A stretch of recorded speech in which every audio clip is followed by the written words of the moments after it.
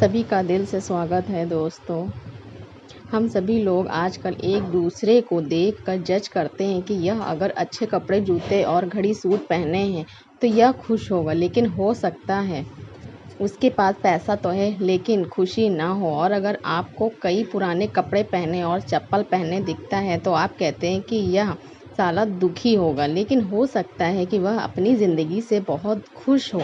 आइए जानते हैं इस बोध का ना असली ज़िंदगी में खुश कौन है। तो पहले आप लोग हमारे चैनल को सब्सक्राइब कर लीजिए। तो चलिए शुरू करते हैं। बहुत समय पहले की बात है। एक बार एक भिखारी गांव में भीख मांगने के लिए जाता है। भिखारी भीख मांगते मांगते एक किसान के दरवाजे पर पहुंचता है। वह भिखारी किसान के घर का दरवाज़ा खटखटाता है, लेकिन अंदर से कोई आवाज़ नहीं आती। दरवाज़ा खुला होने के कारण वह अंदर की ओर झांकता है, यह देखने के लिए कि कोई घर पर है या नहीं। वह देखता है कि किसान और उसका पूरा परिवार एक साथ बैठकर बात कर रहे हैं। बच्चे किसान के साथ लिपटे हुए हैं, खेल रहे हैं। भिखारी को लगा कि शायद किसी ने मेरी बात पर ध्यान नहीं दिया, इसलिए उसने फिर से आवाज़ लगाई। जब उसने दूसरी बार आवाज़ लगाई तो किसान की पत्नी ने सुना और उसके बाद कुछ अनाज लेकर घर से बाहर आई और उसे भीख दे दी। उसके बाद एक भिखारी वहाँ से चला गया।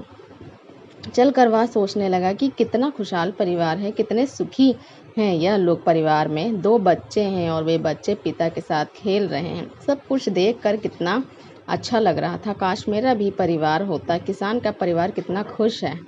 और एक मुझे देखो, दिन भर भीख मांगना पड़ता है, फिर घर आकर खुद से खाना बनाना पड़ता है और मुझे कितनी परेशानी होती है। इसके बाद वह भिखारी अपने रास्ते निकल गया और किसान के परिवार ने खाना खाया। और खाना खाने के बाद किसान अपनी पत्नी को कहने लगा कि घर खर्च के लिए पैसे नहीं हैं, बड़ी परेशानी है, साहूकार से 1000 उधार लेना पड़ेगा, पता नहीं वह देगा या नहीं। किसान की पत्नी ने उसे धैर्य रखने के लिए कहा और बोली, आप जाओ, आपको साहूकार पैसे दे देगा। किसान गांव में एक सेठ के पास गया जिसके पास कपड़े की दुकान थी। वह ब्याज पर लोगों को पैसे देता था। किसान ने सेठ से 1000 मांगे और जब सेठ किसान को पैसे दे रहा था तो ने देखा कि वहाँ पैसों का हिसाब लगा हुआ है। किसान जब वहाँ से निकला तो वह सोच रहा था कि साहूकार कितना खुश है।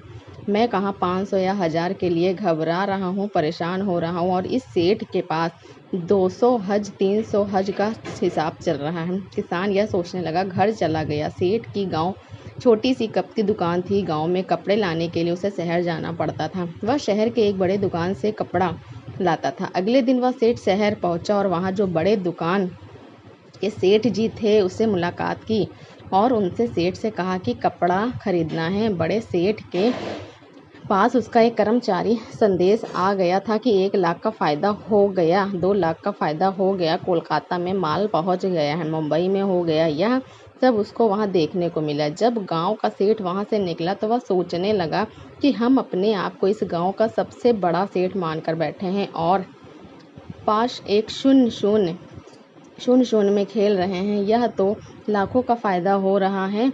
और सोचते सोचते वह सेठ कपड़े लेकर गांव के लिए रवाना हो गया। इसके बाद बड़े सेठ शहर वाला सेठ के पास उनका नौकर आया और बोला, एक उतार आया है मालिक, 100 लाख का घाटा हो गया है। सेठ जी का दिमाग ठनक गया। तभी दूसरा नौकर आया और बोला, आज आपको दावत में जाना है। आपने जो राय बहादुर साहब हैं उनके यहाँ दावत है, लाट साहब आने वाले हैं, आप तैयार हो जाइए, हमने मोटर गाड़ी लगा दी है। सेठ जी दुखी मन से तैयार हुए और गाड़ी में बैठ गए और कुछ देर के बाद सेठ जी राय बहादुर के घर पहुंच गए। वहां दावत सजी हुई थी, बड़े बड़े सेठ आए हुए थे। सेठ जी के लिए तो बैठने तक की जगह नहीं थी, जैसे तैसे इनको कुर्सी मिली। उसके बाद सेठ जी देखने लगे कि कमिश्नर आ रहा है, कलेक्टर आ रहा है, बड़े बड़े अधिकारी साहब आकर मिल रहे हैं। यह सब नज़ारा देखकर सेठ जी सोचने लगे कि कहाँ मैं अब अपने आप को सेठ मानकर बैठा हूँ और कितना खुश हो रहा हूँ। सबसे ज़्यादा तो सुखी यह, इनके पास बड़े बड़े अधिकारी आते हैं, चाय पीते हैं, हाथ मिलाते हैं, जलवा तो इनका है। इसके बाद सेठ जी राय बहादुर से मिले और उन्हें तोहफा दिया, खाना खाया और अपने घर के लिए रवाना हो गए। राय बहादुर साहब के यहाँ दावत खत्म हो चुकी थी और इनका सर दर्द होने लगा, क्योंकि इन्हें दिन भर से चिंता थी कि दावत कैसी होगी। जाकर कमरे में लेट गए। नौकर आकर इनकी सेवा कर ने लगे। जब सर दर्द बढ़ गया, डॉक्टर बुलाया गया, तभी राय बहादुर साहब के पास एक संदेश आया जिससे मालूम चला कि व्यापार में घाटा हो गया है। अब उनका सर दर्द और भी बढ़ गया। राय बहादुर ने अपने नौकरों से कहा, क्या जिंदगी है, बड़े बड़े अधिकारी को चाय पिलानी पड़ती है, पार्टी रखनी पड़ती है, वह सब करते हैं, इसलिए हमें भी दावत रखनी पड़ती है, वरना कौन इतना सरदर्द मोल ले। तभी उन्होंने देखा कि खिड़की से एक भिखारी जा रहा था जो अपने हाथ में डंडा लेकर गाना गा रहा था। राय बहादुर साहब ने नौकरों से कहा, देखो, जिंदगी में खुश तो यह है, सुखी तो यह है, इसको कोई चिंता नहीं है, ना घाटे की न फायदे की। यह वही भिखारी था जो किसान को सुखी मानता था, खुश मानता था। दोस्तों, हर इंसान खुश तो है, लेकिन वह अपने से धनवान व्यक्ति को देखकर दुखी हो जाता है और उसे लगता है कि सिर्फ धनवान व्यक्ति ही खुश है और सुखी है। लेकिन धनवान होने अर्थ यह नहीं है कि वह व्यक्ति सुखी भी है। अगर आप जीवन में खुश और सुखी रहना चाहते हैं तो अपने से धनवान की ओर न देखें, क्योंकि हो सकता है जो जीवन आप जी रहे हो वैसा जीवन पाने के लिए भी कुछ लोग तरस रहे हैं। दोस्तों, दूसरी सीख जो हमें कहानी से लेनी चाहिए कि हमें अपने आप से रूबरू करवाती है और हमारी असलियत दिखाती है कि हम जैसे हैं वैसे ही अच्छे हैं। एक छोटे से गांव में एक व्यक्ति रहता था जो पहाड़ से पत्थर तोड़ने का काम करता था। उस व्यक्ति को अपनी ज़िंदगी से कोई शिकायत नहीं थी। पूरे मेहनत और लगन से दिन भर काम करता और शाम को काम खत्म होने के बाद जो भी पैसा मिलता उसे लेकर अपने घर आता और अपने परिवार वालों के साथ कुछ समय व्यतीत करता था और फिर चैन से सो जाता था। ऐसा करते हुए उसे कई साल बीत गए। हर दिन की तरह वह अपना काम खत्म करके घर वापस जा रहा था। रास्ते में चलते चलते उसके मन में एक ख्याल आया कि यह भी कोई ज़िंदगी है। मैं सुबह से शाम तक तोड़ने का काम करता हूँ और शाम में मुझे थोड़े से पैसे मिलते हैं जिससे मुश्किल से मेरे और मेरे परिवार का गुजारा हो पाता है। शायद आज मुझे कहीं से कुछ ऐसी शक्ति मिल जाए जिससे मैं जो चाहूँ वह पूरा हो जाए। वह घर खाना खाया, लेकिन उसका ध्यान खाने की ओर नहीं था। उसके दिमाग में बस एक ही ख्याल था कि काश मुझे कोई ऐसी अलौकिक शक्ति मिल जाए जिससे मैं जो चाहूँ हासिल कर सकूँ। वह इस बात को सोचते सोचते सो गया। फिर नींद आने के बाद उसे एक सपना आया। सपने में उसने देखा कि वह रोज की तरह अपना काम खत्म करके लौट रहा था। तभी रास्ते में उसे एक बहुत बड़ा घर दिखा। तभी विचार आया, काश यह घर मेरा होता और मैं इसका मालिक होता। और उसका इतना सोचते ही वह उस घर का मालिक बन गया। उसको यकीन ही नहीं हो रहा था कि उसने जो सोचा वह पूरा हो गया। लेकिन उसकी खुशी अधिक देर तक नहीं टिक पाई। अचानक से एक शोर सुनाई दिया। उसने देखा कि उसके घर के बाहर से एक रैली निकल रही है जिसमें बीचों बीच एक राजनीति।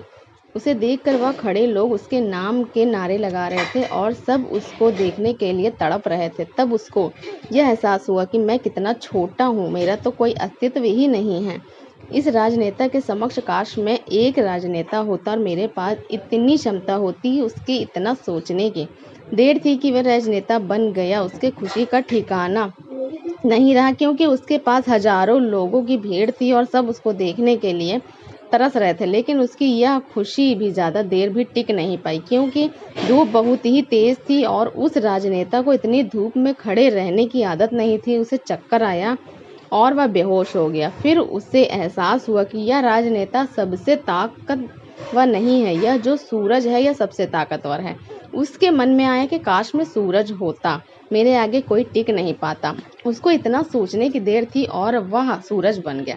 वह खुशी से पागल हो गया। पूरी दुनिया को यही रोशन कर रहा था। दुनिया में ऐसा कोई इंसान नहीं था जो उसकी रोशन को रोक सके। लेकिन उसकी यह खुशी भी टिक नहीं पाई, क्योंकि कुछ ही समय बाद आसमान में काले बादल आए और रोशनी को रोक दिया। फिर उसको एहसास हुआ कि कोई है जो मेरी रोशनी को भी कोई रोक सकता है।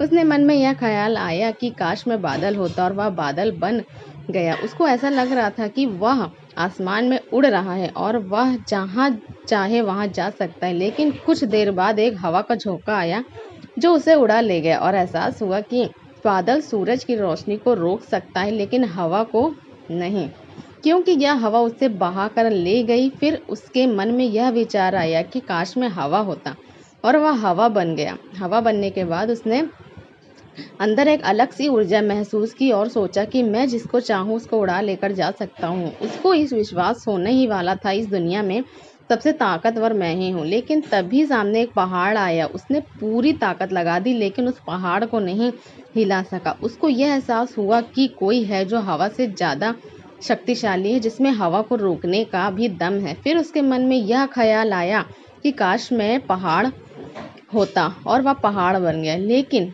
हर बार की तरह इसकी खुशी ज़्यादा देर तक भी टिक नहीं पाई। एक जानी पहचानी आवाज़ उसे सुनाई दी और साथ ही साथ उसको दर्द होने लगा, जैसे कि कोई है जो उसे तोड़ रहा है, मार रहा है। जब वह दर्द से चीखने लगा और उसके मन में आया कि वह बन जाऊं जो पहाड़ तोड़ने का दम रखता है, लेकिन इस बार उसकी यह ख्वाहिश पूरी नहीं हुई। तब वह चीखने लगा, चिल्लाने लगा, अपनी पूरी ताकत लगा दी, लेकिन इस बार वह नहीं बन पाया। उसका दर्द बढ़ता ही चला जा रहा था। उस दर्द के कारण उसकी नींद खुली तो उसके सामने एक शीशा था। उस शीशे में खुद को देखा तो समझ आया कि मैं वह क्यों नहीं बन पा रहा था जो बनना चाह रहा था। क्योंकि असलियत में वही है दोस्तों, किसी से कुछ सीखना अच्छी बात है, लेकिन अपना अस्तित्व को भूलकर किसी और के अस्तित्व को अपना लेना खुद का एवं साथ ही उस ईश्वर रूपी कारीगर का भी अपमान करना होता है, जिसे आपको सबसे अलग बनाया है। हम भूल जाते हैं कि हम सभी में एक ऐसी खासियत होती है जो हम सबको खास बनाती है, बस उसे हमें खुद के अंदर तलाश करना होता है। इसलिए आप जैसे भी हैं, आप अच्छे हैं। आपको किसी के भी जैसा बनने की कोई ज़रूरत नहीं है। आप जैसे भी हैं सर्वश्रेष्ठ हैं। अगर आपको कुछ बनना है तो अपने आप को पहचाने, अपनी क्षमताओं को पहचाने और अपना श्रेष्ठ संस्करण बने। और तिरछरी कहानी से सीखनी चाहिए। एक गांव में एक राजा था जिसने अपने जीवन काल में कई लड़ाइयाँ जीती और काफ़ी हद तक अपने साम्राज्य का विस्तार किया था। क्योंकि समय के साथ राजा की सूझबूझ और साहस के कारण साम्राज्य बढ़ता गया। राजा या तो अपने शत्रुओं को परास्त करके वहां अपने साम्राज्य का झंडा गाड़ देना चाहता था और शत्रुओं उसके सामने कर देता था। साम्राज्य के अंदर भी सुख और शांति का माहौल था। लोग बिना किसी डर के खुशी से रहते थे। इसी तरह उसका जीवन अब 56 वर्ष का हो गया था। राजा बहुत खुशी और धूमधाम के साथ रहता था, लेकिन अब वह वयस्क हो चुका था। उसका एक ही बेटा था जिसकी उम्र सिर्फ 16 साल की थी। राजा जानते थे कि इतने बड़े साम्राज्य पर शासन करने के लिए उम्र से ज़्यादा समझदारी और कुछ महत्वपूर्ण बातें मायने रखती हैं। जो इन बातों को अपना लेता है वह इतने बड़े साम्राज्य पर आसानी से शासन कर सकता है। तभी एक दिन राजा ने अपने बेटे को अपने कक्ष में बुलाया और कहा कि सुनो बेटा, ऐसा नहीं होता। इससे कोई फर्क नहीं पड़ता कि आप 16 साल के हैं या 56 साल के। दुनिया आपकी हैसियत के मुताबिक आपकी इज्जत करेगी। कोई चाहता है कि लोग उसकी इज्जत करें, उसे मजबूत समझें, लेकिन यह इतना आसान नहीं है। अगर आप चाहते हैं कि लोग आपका सम्मान करें तो सबसे पहले याद रखें, कभी भी किसी से आपका खुद का सम्मान करने के लिए ना कहें। किसी से सम्मान की भीख ना मांगे। यह कमजोरी की निशानी है, क्योंकि सम्मान लोगों के लिए एक शक्ति है। आप बने इतना अनमोल और शक्तिशाली ताकि उन्हें आपका सम्मान करना पड़े। क्या आप जानते हैं लोग समुद्र का सम्मान क्यों करते हैं? क्योंकि वह किसी की भी उसका सम्मान करने के लिए नहीं कहता है। समुद्र की शक्ति से प्रभावित लोग उसका सम्मान न करते हैं क्योंकि वह शक्तिशाली है। लोगों के मन में समुद्र के प्रति सम्मान के अलावा आपके पास उस तरह की ताकत बनने का कोई और तरीका नहीं ताकि लोगों को किसी भी स्थिति में आपका सम्मान करना पड़े। इसके लिए आप स्वयं कि जीवन हर पहलू में मजबूत और शक्तिशाली बनाएं। अपना वादा हमेशा पूरा करें, इससे आपको स्वचालित रूप से सम्मान मिलेगा। साथ ही दयालु बने और दूसरों का भी सम्मान करें। यह याद रखें कि हमेशा दूसरों से सीखते कुछ न कुछ घटित होता रहता है। आप कभी भी सब कुछ नहीं जान सकते। जीवन की वास्तविक शिक्षा भी वास्तविक जीवन से ही मिलती है। युवावस्था में आज जितनी अधिक चुनौतियों का सामना करेंगे, आप उतने ही अधिक मजबूत बनेंगे। आने वाले समय में आप और अधिक प्रगति करेंगे। यह जीवन का वह समय है जहां आपको लड़कियों के प्यार में नहीं बल्कि खुद को मजबूत बनाने पर ध्यान केंद्रित करना है। जब आप एक अनमोल और शक्तिशाली व्यक्ति बन जाएंगे ताकि जब आप बनना चाहो तो यह अपने आप आ जाए। अपने जीवन में बेहतरीन लाएं और आगे बढ़ना शुरू करें तो कुछ लोग आपको पीछे खींचने की कोशिश करेंगे।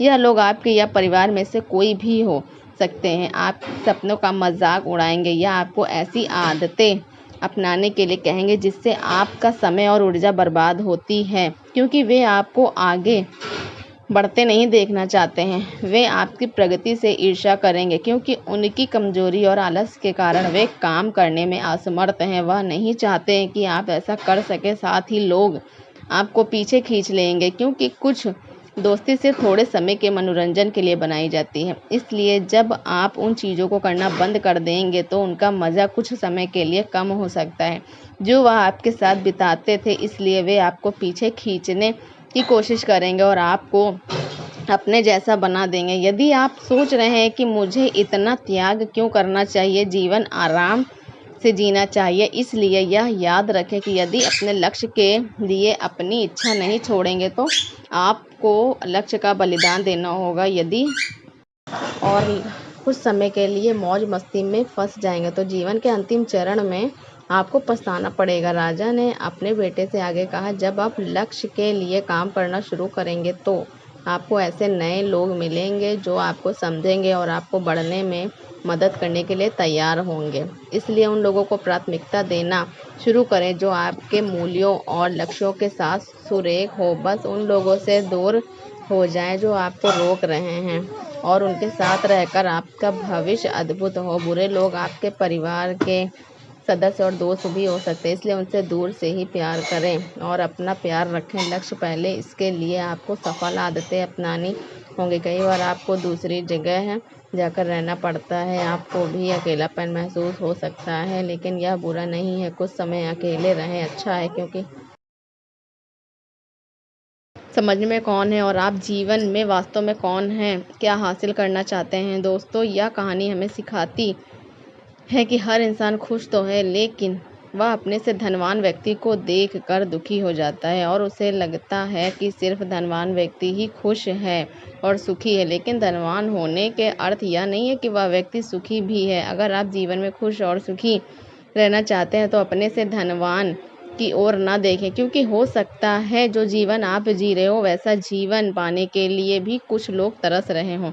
तो अब आपको जवाब मिल गया होगा कि जीवन में हर वह इंसान सुखी है जो अपने से ऊंचे धनवान व्यक्ति की ओर नहीं देखता। हमारे अंदर क्या खूबी है, क्या विशेषता है, हम यह कभी समझ ही नहीं पाते हैं। आज जिसको देखो वह किसी और के जैसा बनना चाहता है, वह किसी और की ज़िंदगी जीना चाहता है। हर किसी की ज़िंदगी की एक अलग ही खासियत होती है, बस उसको समझने की और अपनी क्षमताओं को पहचानने की ज़रूरत होती है। जिस दिन आप अपनी क्षमताओं को समझ जाएंगे उस दिन से आपके अंदर से किसी और के जैसा बनने का या किसी और के जीवन जीने का जो ज़िद है वह हमेशा के लिए ख़त्म हो जाएगा और आप अपने जीवन को अच्छे से जी पाएंगे। तो दोस्तों, कैसी लगी आपको यह कहानी, आप हमें कमेंट सेक्शन ज़रूर बताना और अच्छी लगी हो तो इस चैनल को सब्सक्राइब ज़रूर कर लेना। तो चलिए